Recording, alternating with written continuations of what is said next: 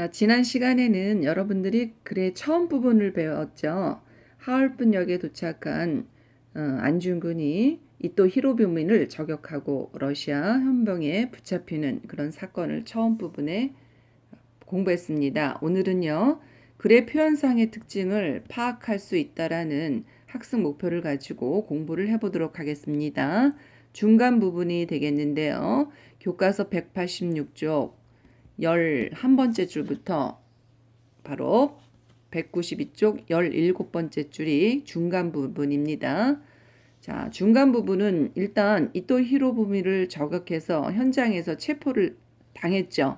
그래서 일본 영사관으로 인도되어서 리순 감옥에 갇히고 일본 법정에서 사형 선고를 받는 그런 부분이 중간 부분의 내용입니다.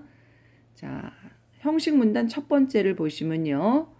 이토 히로부미를 저격한 이유를 밝히는 안중근 의사의 모습이 교과서 187쪽 13번째 줄까지 나와 있습니다. 형식 문단입니다. 자, 거기 보면 그때 사진을 찍는 자가 두서너 번 있었다. 일본 영사관에 이르러 나를 넘겨주고 가버렸다. 자, 이 사건이 어디에서 일어났다고 했습니까? 자, 사건은 러시아 관할 지역에서 일어났지만 사안이 민감해서 일본 영사관에 인도를 했죠. 그래서 여기 보면은 사진을 찍는 자가 이제 있고 나를 일본 영사관에 넘겼죠. 이거는 바로 글쓴이가 본인이 자기 글을 쓴 거죠. 그래서 자신의 어떤 기억에 주로 의존해서 사건을 회상을 한다는 거 알 수 있습니다.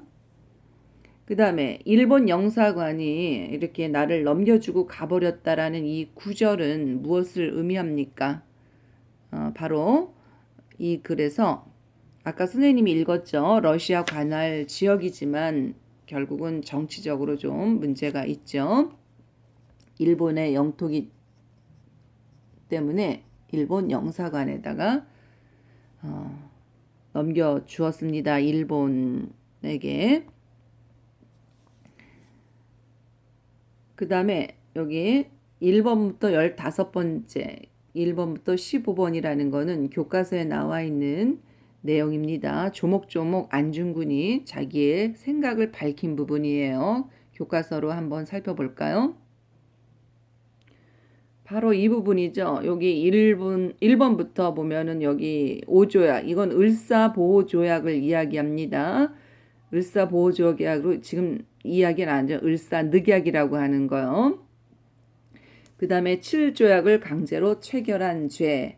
그 다음에 또 이쪽에 보면은 교과서에 보면은 5번째서부터 바로 15번째까지의 내용이 되겠습니다. 그래서 이 내용이 무엇을 의미하냐면요. 자, 한 줄로 쭉 이어서 쓰지 않고요. 항목을 15개 항목으로 구분해서 썼죠. 이거는 어떤 내용이냐면요. 의거의 정당성, 내가 왜 이런 의거를 했는지 자기의 정당성을 밝히는 겁니다. 그 다음에 불가피성을 체계적으로 피력하고 만방에 알리기 위해서 조목조목 따져서 그것도 15개로 구분해서 이야기를 했고요. 여기 지금 15개 항목의 내용을 보면은 이토 히로부미는 한국의 정권을 강탈하고 동양의 평화를 깨뜨렸으므로 한국 독립과 동양의 평화를 위해서 타도하였다. 이런 내용으로 일목요연하게 적혀져 있는 내용들입니다. 그랬더니 자, 그 다음 내용을 보십시오. 나의 말을 다 듣고 난 후 나를 동양의 의사라 칭하는 일본인 바로 검찰관의 모습이 담겨 있습니다. 자, 검찰관이 다 듣고 나서 놀라서 말하였다라는 구절이 나와 있죠. 자, 이거는 바로 의거의 뭐에 대해서? 정당성에 대해서 아까도 이야기했죠.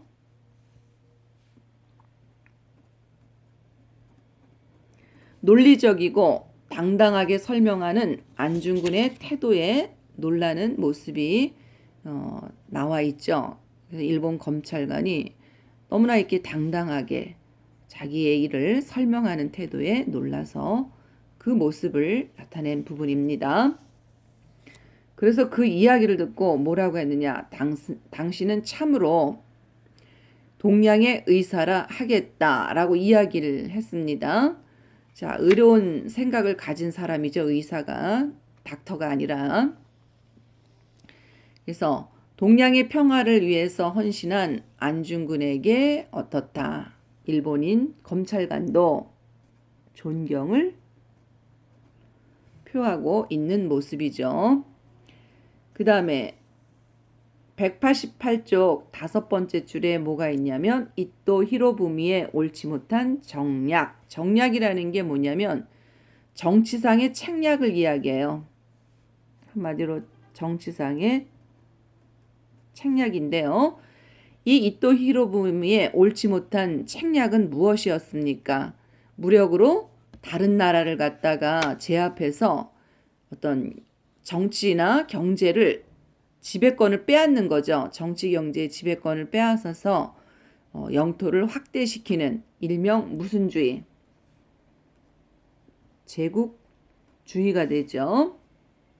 그래서 이토 히로부미의 옳지 못한 정략은 제국주의와 침략주의를 가리킵니다.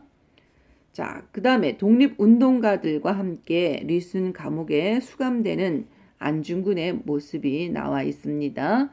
자, 리순 감옥이라는 것은 러시아가 통치하는 중국 영토였지만, 그러니까 리순은 땅덩어리는 중국이고 통치는 누가 했냐면 러시아가 했어요.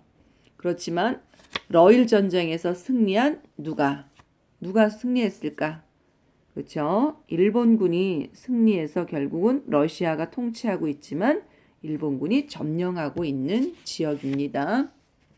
바로 이 지역에 감옥에 갇히게 됐죠. 자, 그 다음에 내용은요.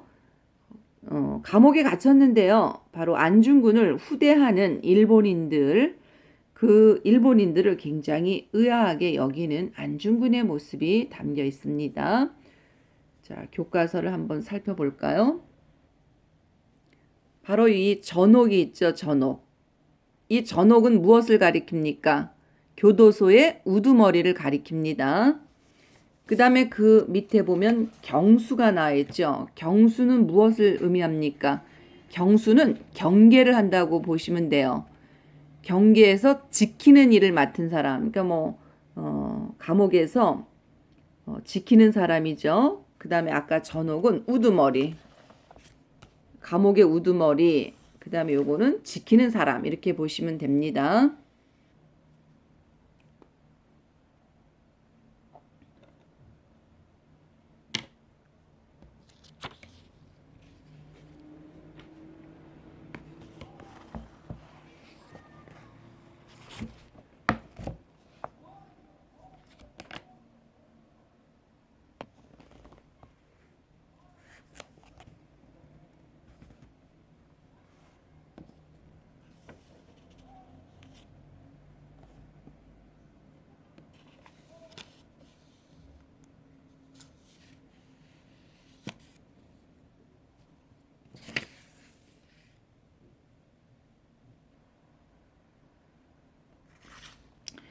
바로 이 부분이죠. 이것이 참말인가 꿈인가. 같은 일본인인데 어째서 이같이 다를 수 있단 말인가. 바로 한국에 있는 일본은 포악한데 리순에 와 있는 일본은 어째서 이렇게 자기를 후하게 대해주는가. 이러시 리순에 있는 일본인들은 권력을 맡은 도둑이죠. 도둑이 아니라 인자에서 그 덕에 감화되어 그런 것인가. 이 부분은 바로 안중근이 자신의 심경을 나타낸 부분이죠. 자서전이다 보니까 자신의 경험이라든지 자신의 마음의 생각이 글 속에 그대로 드러나 있죠. 바로 무엇입니까? 표현상의 특징이 나와 있죠. 자기 고백을 통해서 자신의 심경을 솔직하게 드러나 있는 부분입니다. 자, 그 다음 구절을 살펴볼까요? 그 뒤에 미조부치 검찰관이 한국어 통역관 소노키 씨와 함께 감옥으로 와서 10차례 정도 신문을 하고, 자, 주고받은 이야기들은 상세히 낱낱이 기록하지 않는다라고 이야기를 했죠. 여기서 보면은 또 역시 이글 표현상의 특징이 나와 있는데요. 글쓴이에게 일어난 일들 중에서 객관적인 자료, 바로 이 부분이 객관적인 자료죠. 검찰관의 기록, 이 객관적인 자료들은 생략을 해버렸죠. 왜냐하면 낱낱이 기록하지 않는다라고 이야기를 했습니다. 바로 객관적인 자료로 대체해서 생략을 했다. 그 다음 내용을 살펴볼까요? 일본 법정이 영국, 러시아 변호를 허용해 준 거에 대해서 자신이 행동을 돌아보았죠. 성찰하는 안중근의 모습이 나와 있습니다. 자, 또 한번 보세요. 나는 마음속으로 크게 놀라고 또 의아하게 생각했다. 자, 외국인 변호사의 변호를 받을 수 있게 어떻게 해준 거? 자, 받을 수 있게 어떻게 해줬을까? 그렇죠? 허가해준 것에 대해서 굉장히 의아하게 생각하는 모습이 나와 있습니다. 그러면서 안중근은 어떤 생각을 했을까요? 교과서를 통해서 한번 살펴보겠습니다. 여기입니다. 일본의 문명한 정도가 여기까지 온 것인가? 내가 전일의 생각이 미치지 못했던 것이다. 오늘 영국과 러시아 변호사를 허용해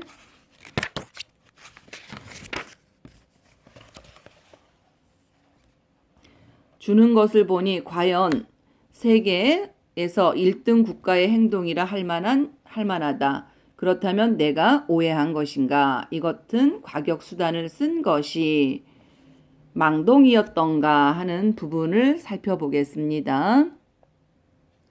역시 이글 표현상의 특징이 뭐냐면 글쓰기에게 일어난 일들을